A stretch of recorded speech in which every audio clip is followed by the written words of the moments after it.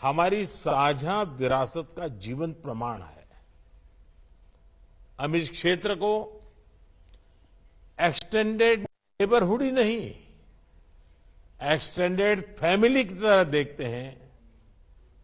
Excellencies, SCO के अध्यक्ष के रूप में भारत ने हमारे बहुआयामी सहयोग को नई ऊंचाइयों तक ले जाने के लिए निरंतर प्रयास किए हैं।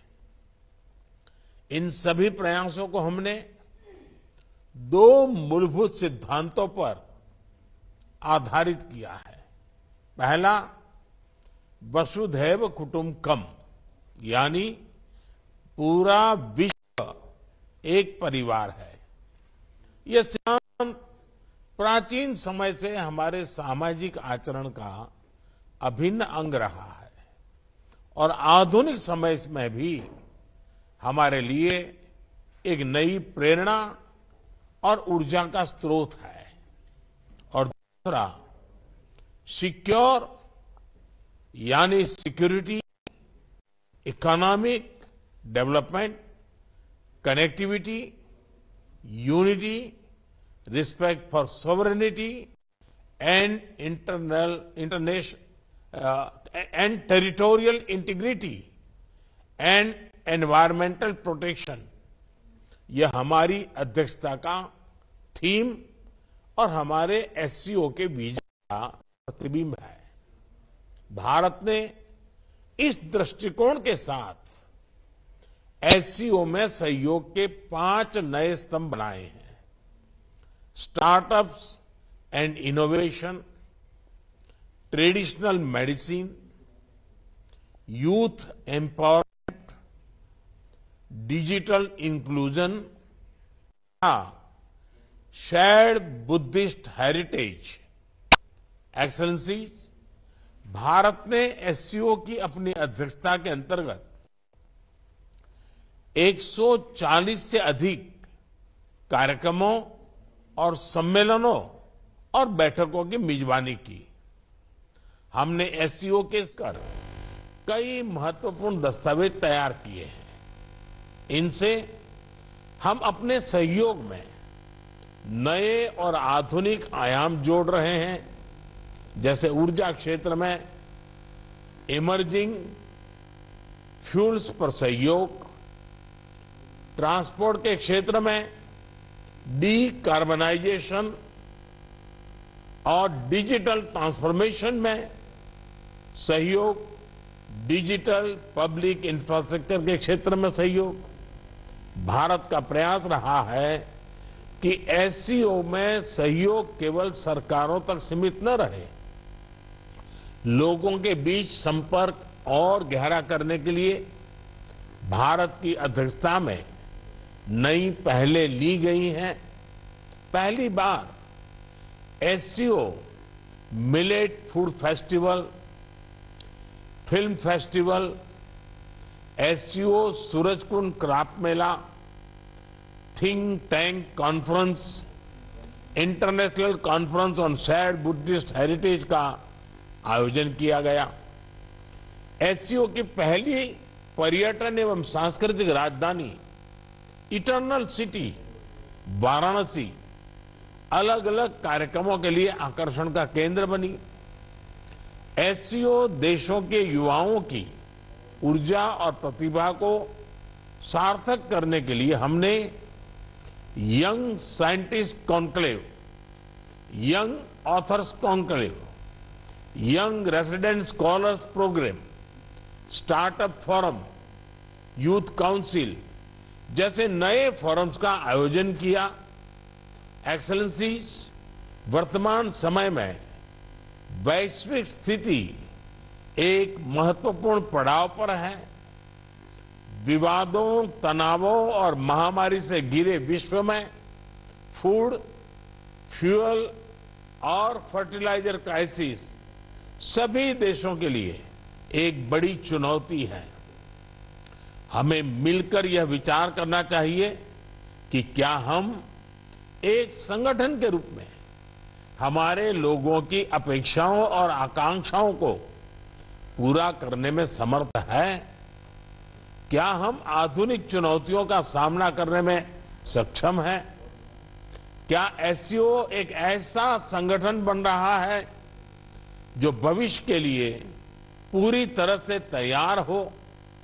इस विषय में भारत एससीओ में सुधार और आधुनिकीकरण के प्रस्ताव का समर्थन करता है। एससीओ के अंतर्गत भाषा संबंधी बाधाओं को हटाने के लिए हमें भारत के AI based language platform Bhashini को सभी के साथ साझा करने में खुशी होगी। यह digital technology for inclusive growth का एक उदाहरण बन सकता है। यूएन सहित अन्य वैश्विक संस्थानों में भी सुधार के लिए एससीओ एक महत्वपूर्ण आवाज बन सकता है। मुझे खुशी है कि आज ईरान एससीओ परिवार में एक नए सदस्य के रूप में जुड़ने जा रहा है। इसके लिए मैं राष्ट्रपति राइसी और ईरान के लोगों को बहुत बहुत शुभकामनाएं देता हूं। साथ ही हम बेलारूस की एससीओ सदस्यता के लिए मेमोरेंडम ऑफ ऑब्लिगेशन पर हस्ताक्षर करने का स्वागत करते हैं। आज एससीओ से जुड़ने में अन्य देशों की रुचि इस ऑर्गेनाइजेशन के महत्व का प्रमाण है। इस प्रक्रिया में यह आवश्यक है कि एससीओ का मूल फोकस मध्य एशियाई देशों के हितों और आकांक्षाओं पर केंद्रित रहे। एक्सेलेंसीज, आतंकवाद क्षेत्रीय एवं वैश्विक शांति के लिए प्रमुख खतरा बना हुआ है।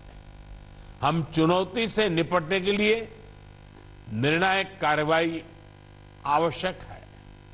आतंकवाद चाहे किसी भी रूप में हो, किसी भी अभिव्यक्ति में हो, हमें इसके विरुद्ध मिलकर लड़ाई करनी होगी।